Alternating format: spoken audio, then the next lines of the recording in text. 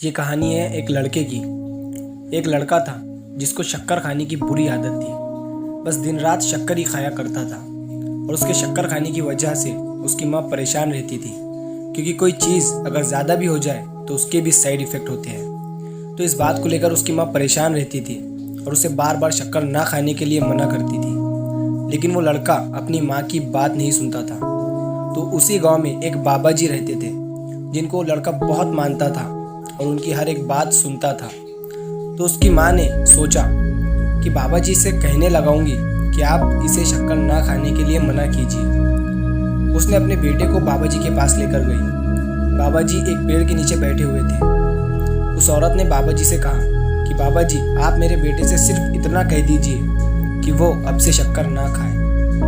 बाबा जी ने उस औरत से कहा कि ये बात मैं तुम्हारे बेटे से अगले हफ्ते कहूँगा, तुम अपने बेटे को अगले हफ्ते मेरे पास लाना। वो औरत अपने बेटे को लेकर चली गई। पूरा एक हफ्ता गुजरने के बाद वो फिर से अपने बेटे को बाबा जी के पास लेकर आई। बाबा जी पेड़ के नीचे बैठे हुए थे। बाबा जी ने उस लड़के से सिर्फ इतना कहा कि बेटे, अब से तुम शक्कर मत खाना।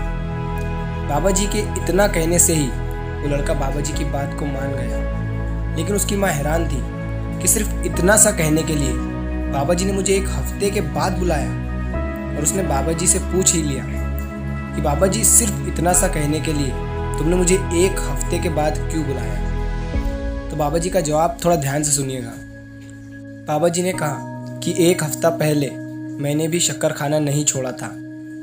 दोस्तों, एक कोट है कि जो बदलाव हम संसार में लाना चाहते हैं वही बदलाव पहले हमें खुद में लाना पड़ेगा। अगर हम दुनिया को बदलना चाहते हैं तो पहले हमें खुद बदलना पड़ेगा। दोस्तों, आप लोगों ने ज़्यादातर देखा होगा, घर में जो बड़े लोग होते हैं वो अपने से उम्र में छोटे लोगों को या बच्चों को कहते हैं ये काम मत करो, लेकिन वो खुद करते हैं। तो सोचो उनकी बात का बच्चों पर क्या असर पड़ेगा।